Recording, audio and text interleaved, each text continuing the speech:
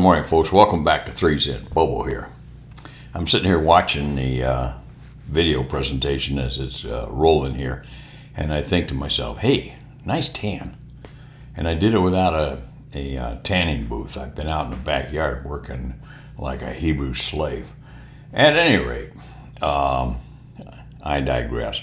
And I think this presentation is going to be a presentation of digressions with apologies to Ron. So I've been thinking about this topic for some time, and it deals with the 560th being stood down, if you will, later in the fall as the Air Force prepares to bring on the T-7 and a myriad of other things, I guess. I'm probably going to be speaking about some things I know nothing about, but I'm good at that. I can say those things with conviction. Okay, all that being said, if you're a former IP, T-38 IP, or probably one now, you've more than likely gone through the 560th Flying Training Squadron for your training as an instructor. It stood up in 1972, just after I graduated from pilot training in the same hangar 12. And my understanding has come this fall, they're going to morph it into the 435th squadron. It used to be at Holloman. It was a T-38 squadron at Holloman, I understand. And the 560th will just go away. Kind of like the white jet did, Just go away. Why do they think they can do that? I don't know. Okay, here comes the first digression. I want to introduce you to what I call Blue Suit Associates. Now, these are the cute little fellas that you see running around the headquarters. They wear their little ice cream suits. Yeah, they got wings. I would call them more pilots than aviators. I see people that stay in the trenches, like I did, Byron Allen, Jim Null, and a host of others that just flew for the love of flying, for crying out loud. Especially the white jet. What a thrill that thing was. I spent, I think, 11 years in it of my 20-year career. Okay, anyway, we'll come back to the Blue Suit Associates. They're the little fellas that run around in blue slacks and what we used to call the ice cream shirts, because that pale blue kind of reminded me of an ice cream dealer. And they flit about here and there carrying an armful of staff papers and just cute little fellas.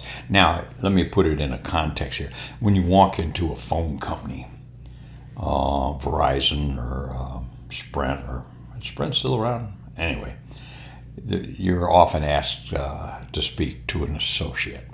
You go into Lowe's, there's an associate that's going to help you to the point of getting on your nerves sometime. Anyway, so the Air Force has these little associates, and they go about coming up with these ideas about how to make the system better. The T-shirt I'm wearing is a T-shirt from Air Training Command.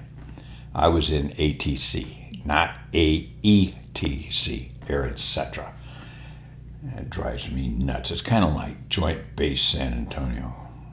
Yeah, it just kind of wears on your skin. Anyway, no, I'm not going to tell you. I thought about Joint Base this, but anyway, I'm going to let that fly. So these guys come up with these little ideas like Air Education and Training Command, because education more correctly describes what the mission of that command is. Oh yeah, fine. Air Etc. In some ways they may be correct, but in other ways it's a slap in the face to heritage, like Strategic Air Command, SAC, MAC, ADC. All those names have been changed by associates in the interest of being a little bit more accurate and so forth. Give me a break. Anyway, thank God they didn't get into changing the word cockpit. But anyway, I know it's not because they didn't try. Okay, So I need to come back to what I'm talking about here, the 560th. The 560th stood up in 1972, just after I graduated from pilot training at Randolph. And its home was in Hangar 12, which was the hangar where we went through UPT. They essentially moved the students out from UPT and brought the students in for PIT. And if you've flown a 38 as instructor pilot, you've gone through Hangar 12 and through the various flights. It was part of the tradition in Air Training Command. Then AETC came in and started tweaking the damn thing. First of all, they renovated the building. I once went back in and walked in and went, whoa, I hardly recognized it. It's not that it didn't need renovated, but because it was brutal to walk through sometimes. But man, did that building have character. And the stories we told in Three's Inn's gone now as we knew it. They created this nice little area in the back of it that suits it fine, I suppose. Okay. The departure and arrival procedures there for the 560th for T-38 flight school were the same ones we had in UPT. We took off on runway 14. That's been changed too. We took off on 14 left, bent it around, and then flew over and turned right and flew straight into Seguin and touch and go and on out the area. Same ground track as what we did in 71. And in the areas. Now, the only difference in the area, the same areas, the only difference in the areas is today they're radar controlled. Where when I went through, as soon as you departed Seguin or on your way into the area, you called back to the squadron and you got an area assignment. And it was a student duty. He would sit there and look on a map that was under a piece of plexiglass. And he would say, okay, you're going to area 1, 2, or whatever it was. And he'd take a grease pencil and write your call sign and the time you went in. And it was his job to make sure he watched the time to keep track of who was in the area, what time they got in, and so forth. It was kind of like an aircraft accountability system. Okay, those areas are the same areas that we had that were the same ones back in the day, if you will. Okay, so that kind of gives you a background of the squadron in the beginning. I became associated with the 560th in 1975 when I came back from Southeast Asia and went through PIT. Same departure, down to Seguin, same areas. And the same building. Room 45 where we'd have our briefings and the come to Jesus meetings with the ops officer and so forth. Then I was there from 75, from January through May 75, going through PIT, and then I departed. In 1978, I came back to headquarters Air Training Command, but I was assigned to the 560th for flying. I flew not as a line IP. I flew as an instructor pilot. I had to have IP qualification in order to fly with senior officers. Okay, so they did that. They anointed me with that, and that was fun. And then I went down to Australia for 2 years, and when the 2 years was up, I came back to the 560th. I started out in there as a line IP, and then moved up to flight commander, chief of check section, and then chief of stand eval, ops officer, and then finally squadron commander, and then special assistant to the DO number 2. Never made number 1. Byron Allen had a lock on that. Okay, so I have this association with the 560th. It's in my blood. Wearing that cheetah patch was a symbol of pride, if you will. And now it's just going to go away. They're replacing it with, like I said, the 435th. Now, 435th, and here is where I'm going out on a limb. I'm not quite sure. I think it was the T-38 lead-in fighter squadron at Holloman Air Force Base, and then they brought it back. They brought it over to Randolph to integrate it with the 560th there. You'd have like 2 courses running simultaneously. One teaching guys how to fly 38s as IPs, and the other one teaching guys basic fighter maneuvers. Okay. that's kind of like a rudimentary explanation of it. But now we come back to another idea from an associate, a Blue Suit associate, of bringing former TAC guys into Air Training Command to start to align the T-38 flying for how they would be flying fighters, more or less. And that began as early as I can remember, early as 87, 86, somewhere in there.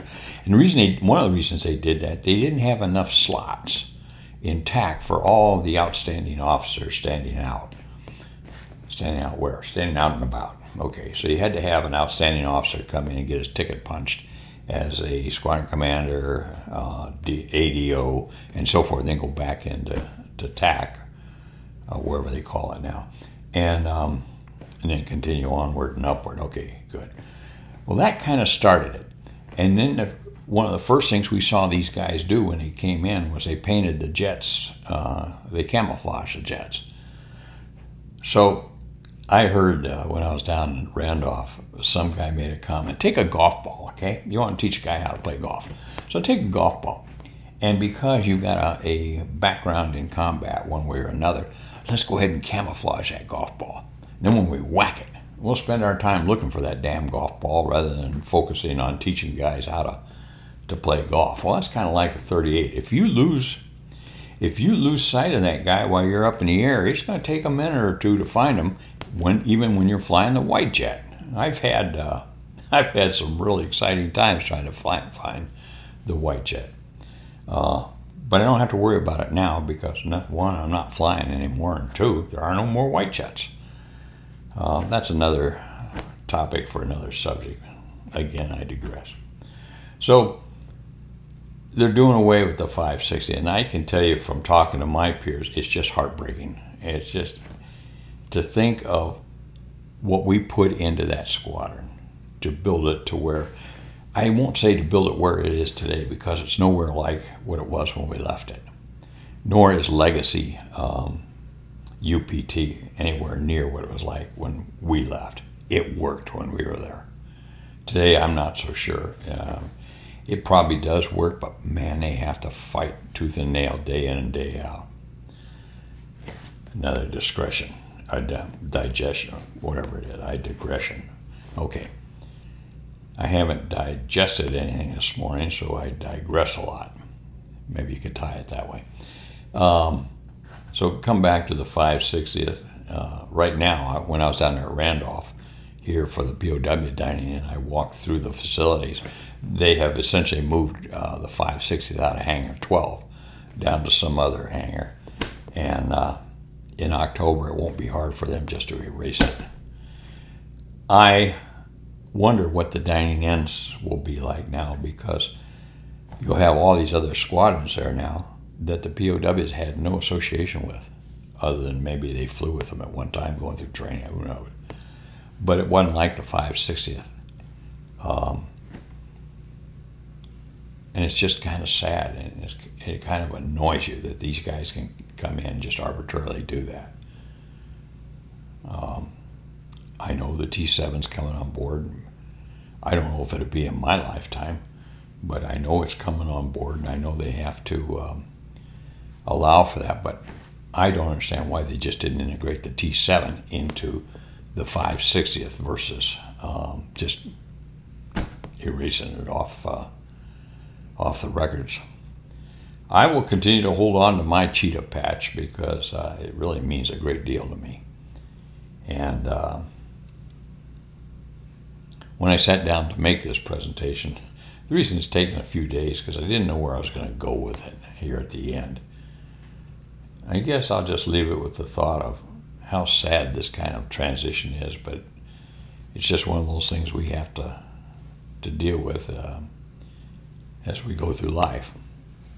That being said, I think the whole concept sucks canal water, and we'll just leave it at that. This is Bobo Base Gear. Stop.